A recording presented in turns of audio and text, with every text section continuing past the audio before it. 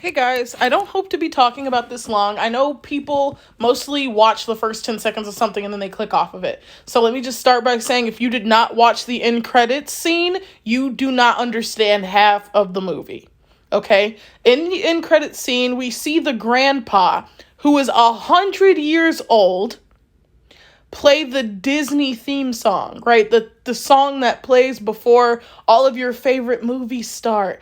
When you wish upon a star. Okay, whatever. You know that. The grandpa is fucking Disney.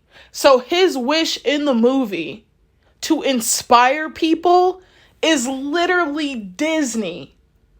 There are so many people who think this movie is bad because they literally do not understand it. And I hate being one of those people, right? I'm one of those people who fucking hated the Attack on Titan ending, where most of the people who loved it will be like, you just didn't understand it. While I clearly have a very good understanding of what the fuck that ending was, what it meant, all of that shit. The undertones, the overtones, the themes, everything. I get it, right? People who don't like this movie, I feel like they're either jumping on the bandwagon or they just view it with kid glasses. Right? They see the animal song and their eyes roll, right? They see, they hear the butt joke and their eyes roll to the back of their head, right? They're like, this is not a family movie, this is for kids. Moist Critical disappoints once again. Sorry for name dropping. He's my goat. I love him. Whatever.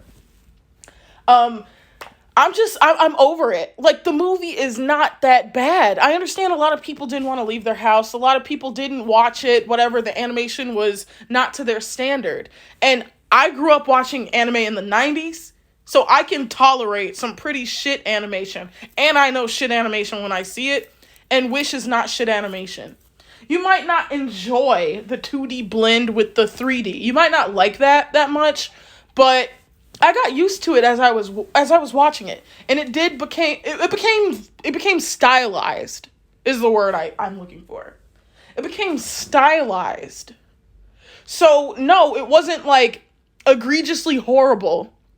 It's one of those things where you're committing to watching an anime like Please Twins, right? Like an anime like that where the animation looks absolute dog shit, but you're in it for the story, right? So maybe I have, a bigger threshold for like animation that I can tolerate, but this was very stylized. And I mean, yeah, looking at the trailer and stuff, it did remind me of Disney Junior. But at the theater, I accepted that this was their stylized choice and moved on. Now, let's get to the king. The king. People say he was a good villain. People say he was, fine. People say he was the best part of the movie. People say that Aisha, whatever, she didn't have enough of a role in her own movie, right? People say she didn't have her own wish. Her wish was for more for the people. That's why the star came down. Now, she probably has her own personal wish, but let me ask you this. Did you ever find out what the mom's wish was? No. Did you ever find out what anybody else's wish was besides the guy who wanted to be the king's bodyguard? And then besides Disney themselves personified Disney, the grandpa? No, you don't find out anyone else's wish besides, okay, the girl who wants to fly, whatever, and Peter Pan. You find out those people's wishes, but you don't find out the majority of people's wishes because that's not the point. The point of the movie is your wish is yours. Your dreams are yours. They're no one else's to tell you, you can't do that, you can do that. They're no one else's to judge. They're yours. And you work towards them little by little until they fucking happen. And with the little help of faith, right, the star, just maybe they can come true. They're no one's to grant. They're no one's to, keep from you. Your wishes are yours. And so that is why you don't get to know what Aisha's mom's wish is. There's just so much more deep stuff to this movie. But people get caught up in the animal song. People get caught up in the butt joke. People get caught up in the Seven Dwarfs. Now, did I particularly like the Seven Dwarfs? I thought they were cute. I thought it was cute. I thought it was whatever, you know. Um, did I enjoy Peter Pan during the little wish, during the, villain song?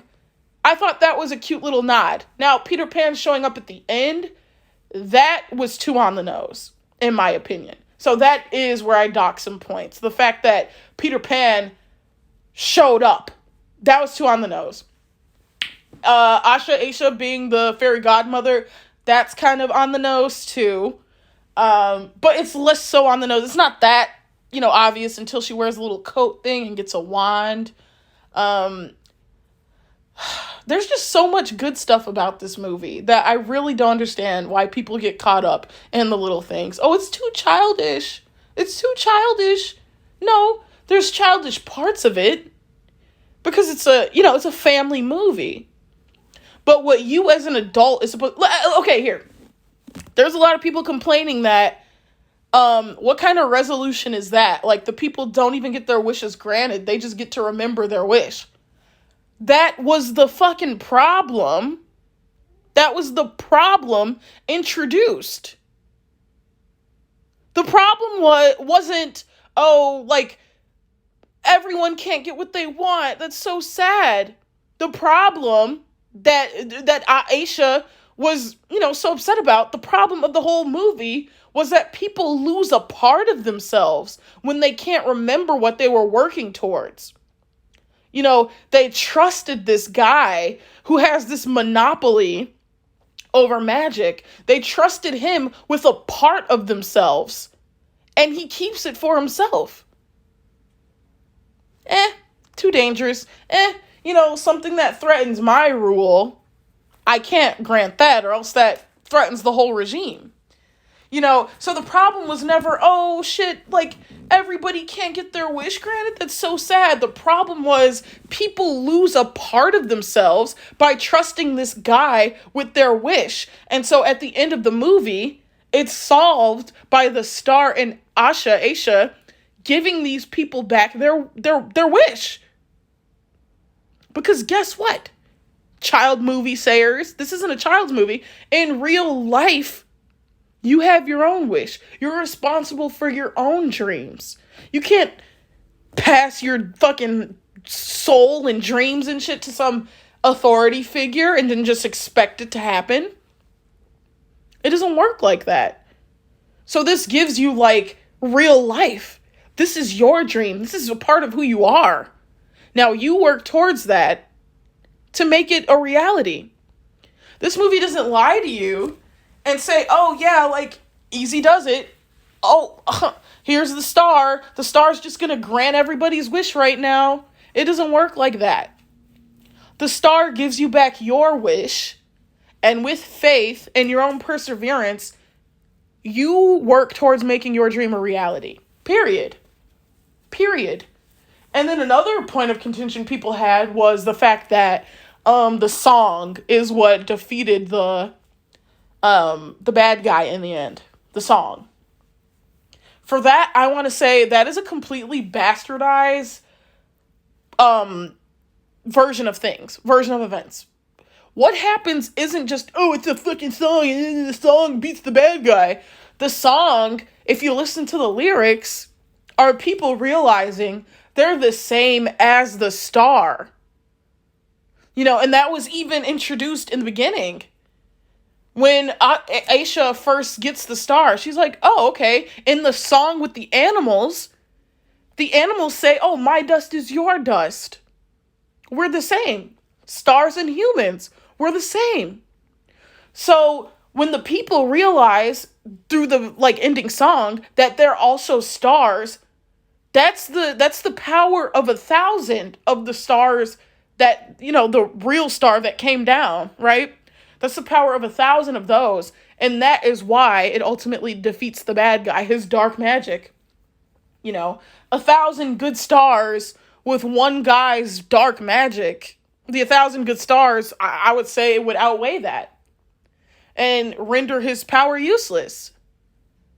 So, I mean, yeah, it's kind of a stretch and a reach and a hop and a skip and a jump, right? It's kind of but it at the end of the day, it is a movie, and it doesn't break any of the established rules within the movie.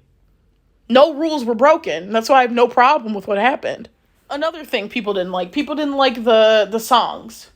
Now, the animal song, critics were always going to have a field day with that. Because it's like the reindeer song from Frozen 2. It's, well, actually that one is a little more offensive than this one. The animal song establishes, that first and foremost, that people are stars. Anybody with a dream, anybody with hopes is a star, right? My dust is your dust. Fucking beautiful message. It establishes that. It establishes, some of Aisha's goals. It's just, I just don't understand why people just have such a short-sighted view of what this film actually is. I understand you might not like how it's animated. I understand you don't like when animals sing. I understand you don't like cheesy jokes. Okay? I get it. The jokes are for the kids to laugh. There's no inappropriate double entendre or anything like that. Okay, so what? The message of the story is still beautiful.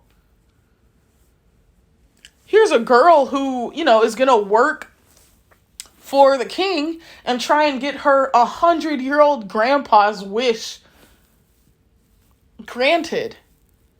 And he's like, absolutely not. No.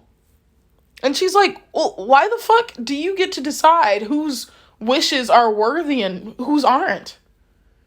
There's somebody who wants to sew the best dress in the world or some shit. He's like, yeah, that's a good one. We're going to grant that one because it doesn't threaten his power.